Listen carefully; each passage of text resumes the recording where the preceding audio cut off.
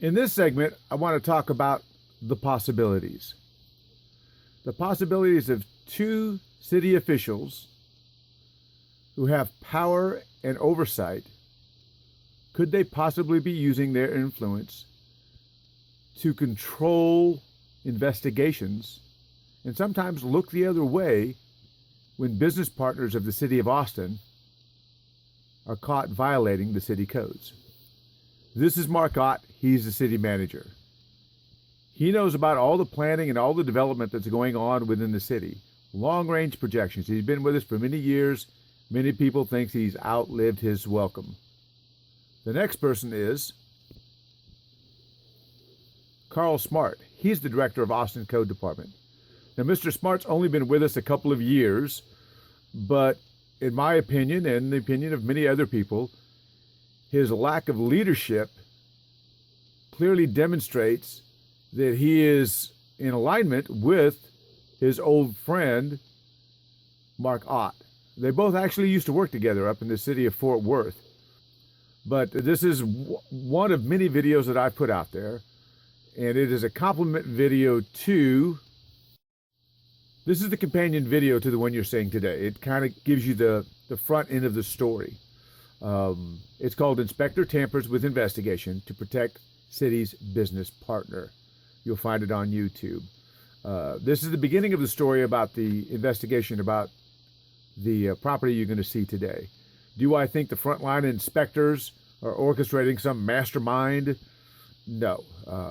I've never met Mr. Knox. I do know Mr. Collins, and he couldn't orchestrate something like this.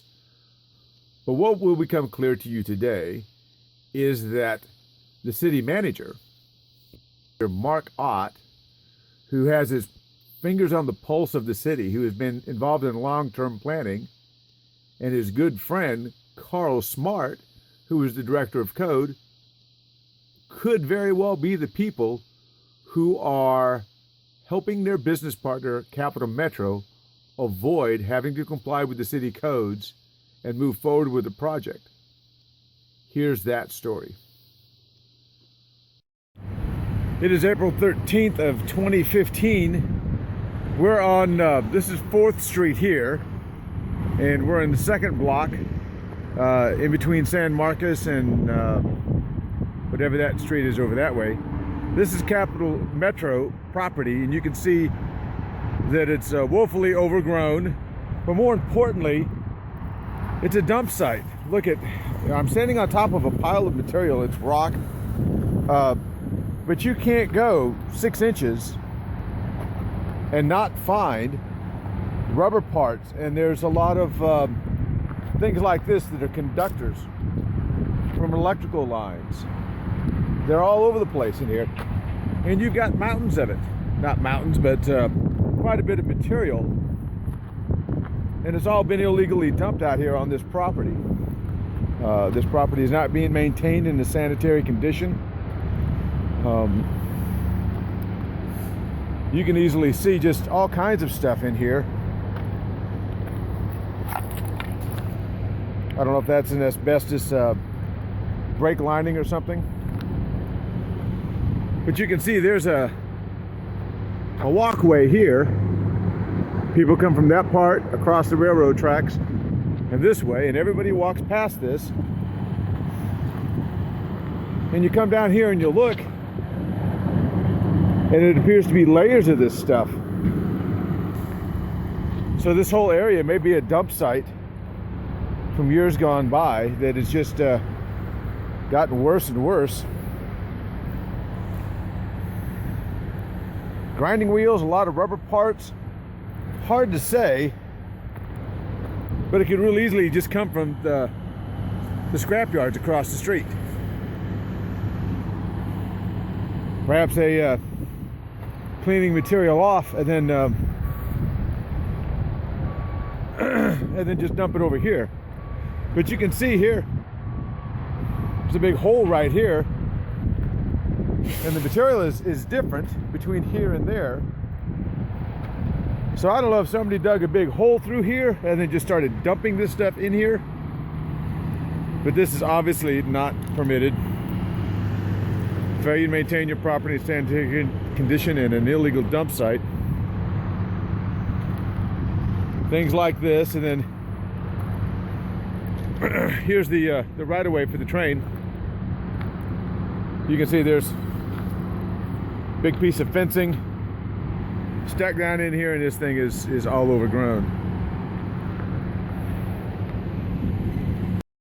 All right, we're on the next block over, and you can see that a little makeshift homeless camp. Again, the more debris just dumped over here. Real nice view for those folks in that apartment complex I missed. Condos, I'm sure. But again, it's this is Medina right here, the big smokestack, and you can just see that stuff gets come out here and dumped.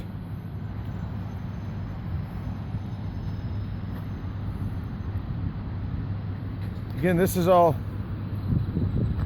rubber parts. I don't know if people are over here just tearing this shit apart to salvage the metal or what.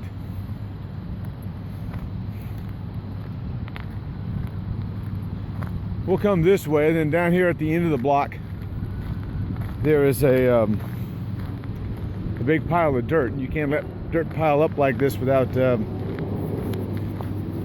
silt fencing.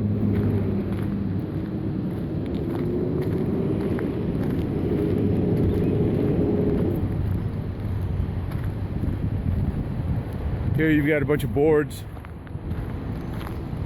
that have been dropped off here, dumped.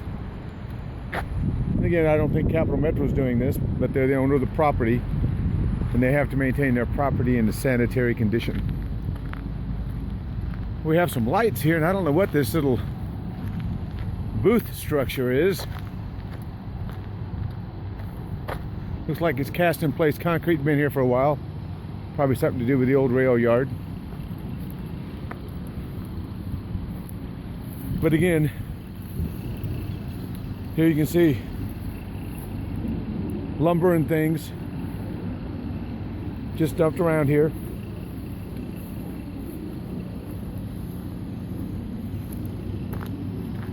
And then right there is the pile of rock and debris. Okay, end of tape. This is the Travis County Appraisal District website. You can see that the blue highlighted area here, this area here, this area here, and this area here. All four of these lots are owned by Cap Metro. Now, we know this when you look over here for owner. It says Capital Metropolitan. And this is this lot here. When you click on this one, it'll change. Again, Capital Metropolitan.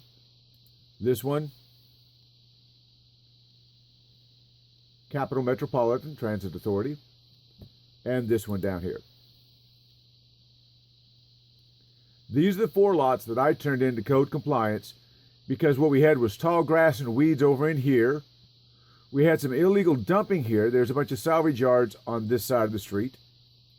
And what was happening was people were illegally dumping ceramics, rubber parts, and all kinds of things. And there was a big pit of debris here that was actually caving in from years of just dumping. And then we have the old Pine Street Station, which is right here. There's a small building here. And then this stuff was being used as a dump site here. A bunch of old warehouses here, but I didn't really turn this in. This side of the tracks is an illegal parking lot. There is no site plan for it. But Cap Metro is renting out parking spaces for these folks here. So we have these four lots that have a lot of potential value because of its proximity to downtown Austin. We're on East 4th Street. Downtown Austin is just a screen left. So what do you think? And again, you see the appraised value, $4.72 million for this lot. $4.695 million for this lot. $4.542 million for this lot, and this little tiny piece down here on the corner is worth close to $2 million. So Capital Metro owns all this property. And again, it's not the city of Austin, it's Capital Metro. They're their own corporate entity, although 2 city of Austin council members sit on the board of directors. What do you think they're paying in taxes for this property? Now, you know, everyone's concerned about their home property taxes. You can click on the details map. And for that little piece of property, taxing jurisdiction, here we go, estimated tax, 0. Appraised value is here, estimated tax is 0. Taxes without exemptions would have been $45,534.91, just on that little piece of property. That's money that Cap Metro's not paying, that you and I have to make up when it comes to our property taxes, to pay for schools and things like that. So is Capital Metro paying their share? No. And that's the small lot. Let's look at the big lot. One of the other lots here. Again, we can click on the lot. We can go back to details. We can click on here, taxing values, taxing jurisdiction. Again, they paid 0 monies in taxes. Without it, they would have been paying about $104,000, $303.15 per year. So you can see Capital Metro's got a pretty good deal here. They get to have this property tax-free. Okay, so what I turned in was these 4 lots from here, here, here, and here, all the way over to Waller Street. I turned in the south portion of these lots here. Was concerned that we had homeless people camping out over here. We had some illegal dumping going on over here. We had a little building over here that was a trash pit, and then we had some stuff over here. The City of Austin Code Compliance Department basically said all 4 of these were invalid complaints. I brought up this over here. Nobody wanted to talk about it.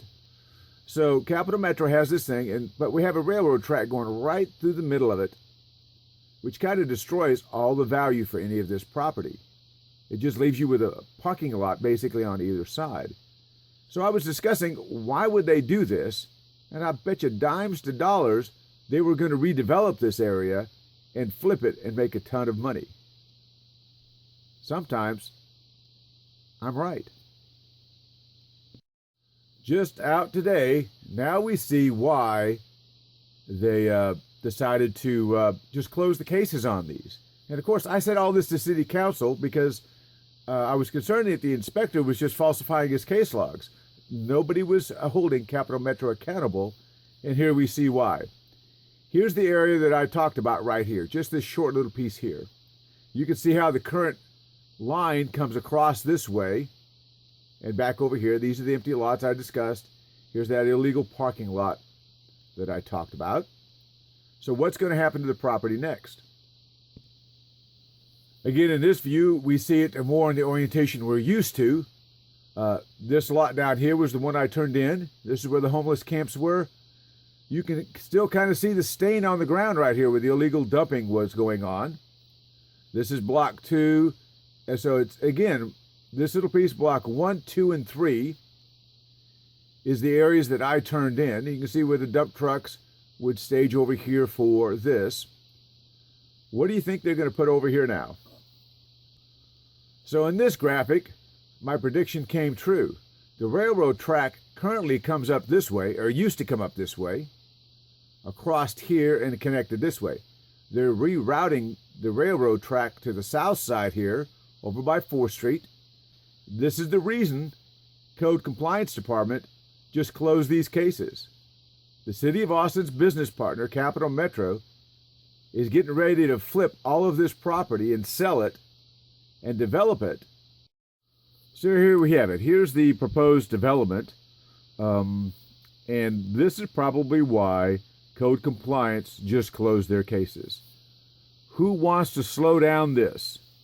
Had they gone through here and investigated that illegal dump site that was right here that had all the materials in it, it might have slowed down this project. Now, I'm not saying that the city manager is going to get rich on this or a council member is going to get rich on this. Capital Metro, who didn't pay any taxes on all this property here, they're going to sell it at a premium price, I'm sure, and then the citizens will start seeing some income from these in the form of property taxes. So finally, someone's going to pay some property taxes on this. So it's a win for the citizens. But do I think code compliance looked the other way and closed these cases knowing that this was going to be developed? Could it be that the city manager said, hey, leave these blocks alone, do what you need to do, but do not mess with Capital Metro because they're going to create jobs. They're going to create new housing. We need all of those things. Let's not worry about if someone's breaking the law, if there might be a potential hazardous materials dump site right here. We'll just close the cases and we're going to go on to big business as normal. Okay, we're over here on East 4th Street, and you can see how they're starting to lay the new track for the new Capital Metro lines where they've readjusted everything. I'm going to zip over to this side of the road. This is where the homeless camps were, underneath these grouping of trees. And they don't have any permits. You can see they're parking along these critical root zones of those trees and just tearing things up. So they're laying new track. The old track is still over there. You can see it there, but it's going to disappear soon. So they can put their big development up over here. This area right in here, you can see those pieces of concrete in here. This is where the illegal dump site was right over in this area. And they just made it all disappear. They dug a big hole through it and wiped it all clean. Code compliance folks said, oh, there's no problems over here. And we're laying new track, putting in new utilities all across here. And again, last time I looked, they didn't have any permits for any of this work. But hey, it's the city of Austin, right? We'll just look the other way. So again, you can see this is what's going on. The old Pine Street Station building is still over here. You can see all the concrete and stuff they've dug up from old structures.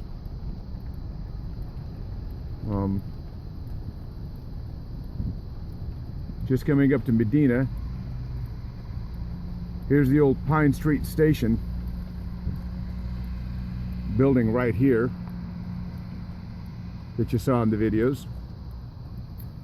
Then we've got a construction trailer over here and lots of things going on. So, I'm going to leave this up to you. Do I have any proof that the city manager, Mark Ott, is the chief orchestrator behind any plot? No, I don't. This guy's too slick to put himself in direct line of fire. Can I demonstrate? Have I demonstrated that Carl Smart has known about several questionable investigations throughout the years and has chose to do nothing about it? Absolutely. Is Carl Smart the person in charge of the code department? And did they botch the investigation? Yes, they did. Is Carl Smart smart enough to do all of this by himself? No, I don't think so. You have to wonder if Carl Smart and Mark Ott are just two of the players that are helping people get rich, and in the meantime, looking the other way when Austin properties are in violation of the city code. It's up to you. What do you think?